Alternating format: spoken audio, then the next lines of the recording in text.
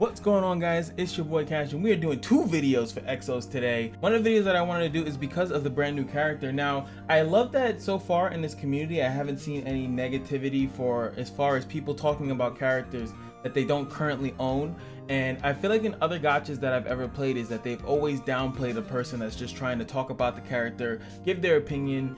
And yes, there will be showcases once the person gets the character. The whales will always get to that because honestly it's just a matter of money or resources. Well, both are kind of the same thing, is if you can actually get the character quick, have all the resources to pump them up and show them at their absolute best. But there's still the theory of how the character is going to be used if you even want to get the character in general. And I think that that's important. Well, it's important if you, I guess, want to listen to my thoughts on it. You might not give a fuck what I think, but if you happen to, this video's for you.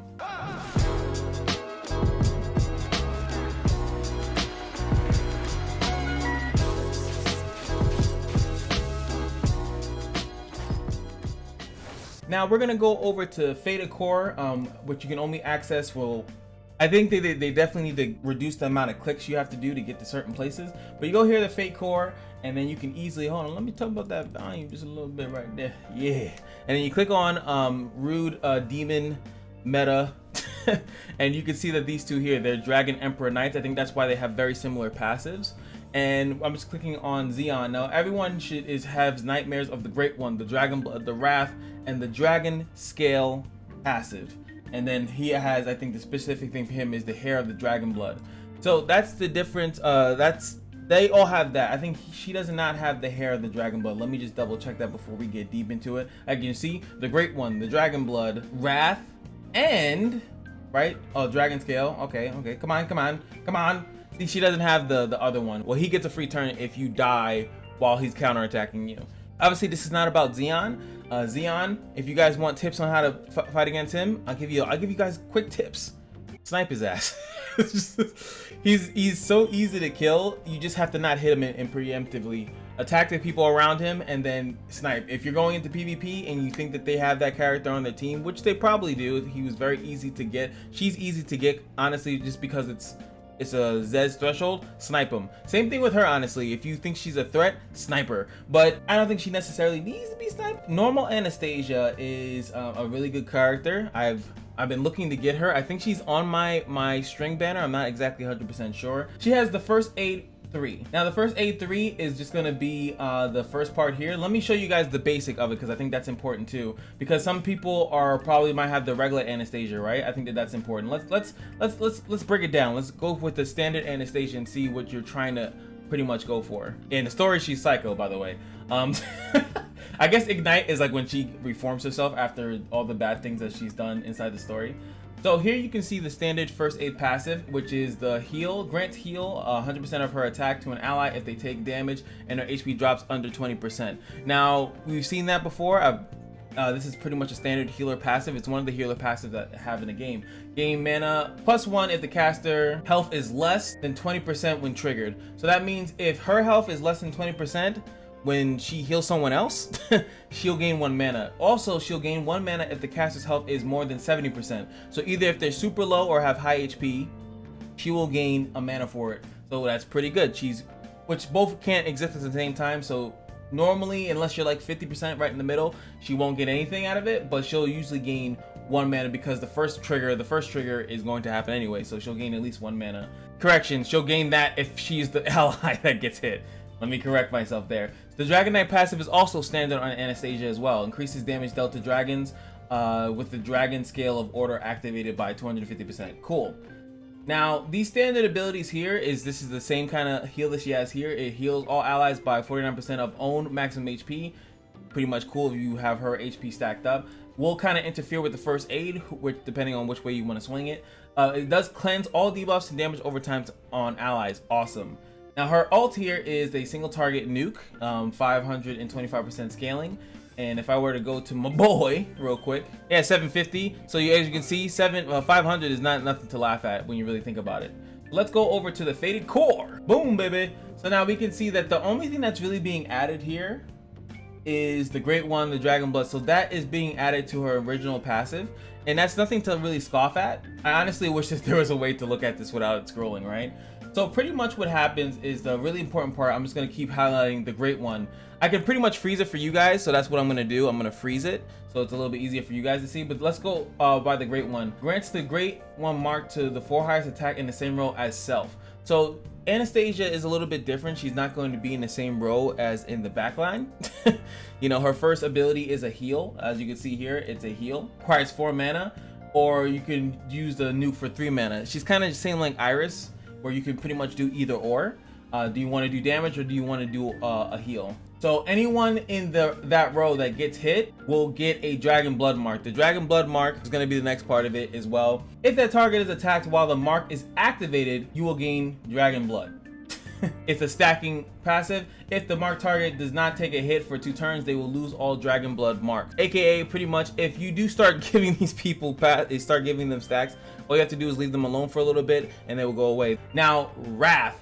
Once every turn, counter when attacked, dealing 70% of damage for every Dragon Blood mark per Dragon Blood marked ally. So I think the most that you can have in a row is going to be 4 if you're running that type of formation. I think most formations are not going to have specifically always have 4 in the front row with her. So I don't think that that's going to necessarily happen. But I would say there's probably like 2 or 3. And then she'll counter and she'll do a decent amount of damage based off of that. Then last but not least, the Dragon Scale. Once every turn upon taking damage, granting a barrier of your own defense, 100% of your defense, for each Dragon Blood mark to all Dragon Blood marks allies for 10 turns. Now, there's one thing about that I need to see, and I need to do some testings, and you feel free to correct me or inform me here. That is a buff, right? So you can strip it. There are characters that strip buffs, right? I want to know if you could just strip those buffs. Please someone tell me. That's the only thing that I honestly want to know, because that would bring this down a lot. Even though that they're gaining Dragon Blood, they're getting Dragon Blood procs very easily just by you attacking. AoE is pretty much like poison unless you're going to actually kill, especially if you have both of these characters on the same team. It's probably a nightmare. But if you can just strip those buffs, it might make it a lot easier. And that would also bring down the effectiveness of these characters. But as I've also mentioned, the best way to deal with these characters when they are there is to snipe them. Her being in that front row is going to make the tanks more annoying. The reason Rude Zeon is in the back, so the other DPSs were gaining these stacks. They were gaining the ability to counter, and that is that's strong. I don't know how important formation is in PvP, like, because only thing that I saw in formation when you break it is that you lose the power, the rating of the thing, but it doesn't seem like you get a penalty, like you don't lose attack or defense. And I could be wrong about that too, but so far it's like you could pretty much put them in anything. If I'm not even mistaken, you could put them both in the same row if you really wanted to. If the passive stacks, which means that they would get 2 Dragon Bloods per attack, which would be ridiculous, which would actually be something interesting to see. Her nuke, like I said, is not that bad, so her having those stacks are not going to be that bad either, you know, when she actually needs to go for an attack. Also keep in mind that with her is that having this healer on the team is that she's going to be healing every once in a while. I think that activates once per turn as well. It doesn't say it, but I've seen it that it doesn't trigger every time someone goes 20%, or else they'll never die. So it happens, I think, once her turn has to cycle in order for it to go off again. All in all, I think that she is very strong.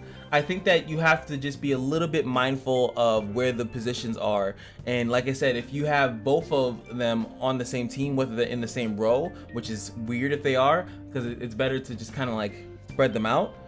You have to be mindful if you have the team comp to deal with it.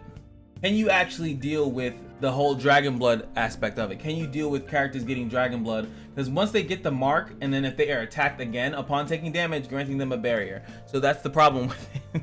Is that once they get attacked, you have to pay attention to the bar. It's like a lot that you have to pay attention to as the attacker, and the AI doesn't care because the AI is just, you know, there. Oh my god, I'm a dum-dum, and I forgot to show her lovely skills. Let me just add this into the video, take my ugly mug away, and we can see those skills, baby. So basic attack right there, and then that's her passive. So let me stop kicking it. Divine Baptism, which is a heal, so you know that never looks impressive. Sometimes it does, right?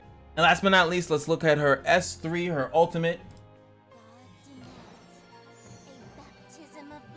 Like that pause on her back. Talk about it. Freeze. Blow it up. Beautiful. Cool. But I would say that at the very least, outside of the dragon passive of it, I feel like if you have Anastasia or Anastasia, whatever you guys want to say, I feel like you don't really need to summon for the Faded Core. I do think that her base, like this is pretty, like everything's pretty much the same, right? So I feel like the adding of the other thing is it does make her a little bit more pesky, but she's gonna be ignored since she is a support, right? She's a support, so you can deny her mana outside of her first aid passive, right? You can deny her mana by not attacking her.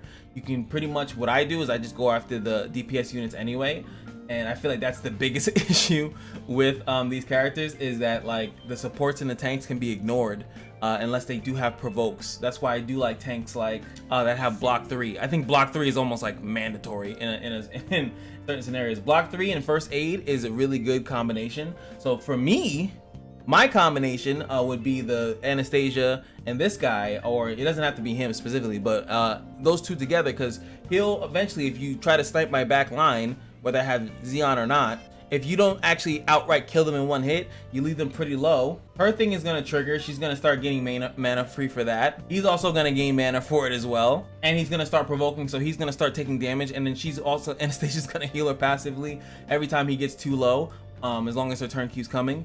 And in my team comp, I'm saying, or if you have a green character, by the way, and it's actually his elemental thing, is that 1 mana is created when HP is at 30% or lower on your turn. So when there are actually low HP characters, any grass, any nature, they call it nature in this game, right? Any nature character will actually just gain mana every turn, as long as there's someone low with HP. My Rudley, when people start getting low on HP, he can pretty much decisive strike every time his turn comes. He will always have 4 mana at all the times. At all times, he just starts decisive striking everything. All I need is my tank with a block 3 and Anastasia to keep that tank alive. Constantly keep provoking, AoE provoke. And the provoke, by the way, is a 10-turn provoke.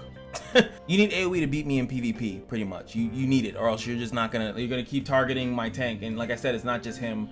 But I can have 2 tanks. I can have double provokes, so you know, one triggers and another guy's triggers and all that other stuff. Since I do not have Anastasia, I will be summoning a little bit on this banner just to see my chances. You do get 1 free legendary hero. You do get a legendary hero every time you summon on this banner, so it's not that bad. But like I said, if you have Anastasia already, I do think that it might be a little bit overboard for you to summon. I don't think that she's 100% necessary unless you don't have her already, in my opinion. But some people like overboard.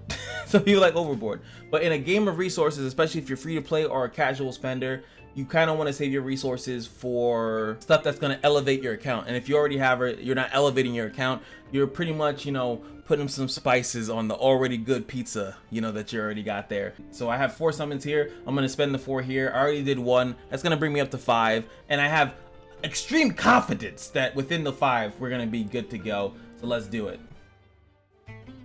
Now, don't be fooled here, is that you're always gonna get a yellow, or a yellow, the door's always gonna be yellow. Boom, it's always gonna happen, so, you know, don't be too excited here. You're only looking for that red, the red Gucci. Well, Gucci is good here too, if you get Gucci. See, no Gucci. But Gucci's good here because that's a 5-star hero. Who are you? Oh, a green tank. Interesting. I've not seen that. Oh yeah, see, this is another one, the Sheriff's P Protect 2. There's Protect and then there's Block for the people. Back row first, grant barrier, maximum of own access to the back row allies. That's kind of weird because it's shields that do everyone. I don't know. Oh, she has a blind? Ooh. Blinds are very good in this game, I would say, in my personal opinion. I got me some mileage, baby, yay. Now, also, if you guys can say that I have actually summoned this, does the mileage doesn't reset if you get the character, right? Curious about that. Not exactly sure if the mileage resets if you get the character. Epic 7 does that. But my boy, though. By the way, if you guys don't know what indicated, oh, double Adam all the way. If you guys don't know, a cool indication to know when it's actually a thing is the music. The music actually triggers. Hold on, do I have 2 here or is it just 1? It's just 1. Okay, I'll show you guys on the next one. So on this next one, right, I want you guys to pay attention to the music. I'm gonna turn it up a little bit. I'm gonna mute my other music. All right, so we go in here, right? Now, when he if the music turns up as he's grabbing it, it's definitely a Gucci. See the delay? That's not it. You see how long it takes for the music kind of like to kick in? If it's immediate, that means they have to pretty much give you that little and then sound of it. So hopefully within this one or the next one, we get a Gucci, and then you can see it. Then you'll understand what I'm talking about. Can you guys tell me a way to check all of these statuses? Disheartened, Fear of the Abyss. Where do you find like the guide for all this stuff? And then you have 840. That is higher. Interesting. That's higher than my Rudley's. That is a very high damage nuke there. And for a tank, he doesn't have that's some good balance, right? He doesn't have the provoke thing, so you can't trigger this unless they actually attack him. So it would be the foolishness of your enemies to give you that. So we're doing pretty bad here, which is sucks. Hopefully, like I said, I can get the Gucci, but I promise I know what I'm talking about. A new companion has arrived. Boom.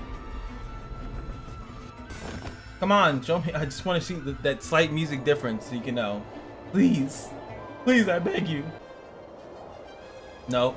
See, it's not the horns. It's the I guess I feel a bit confident now. It's not the horns. It's that noise. That's what it is. Where is it? Nope. Takes too long.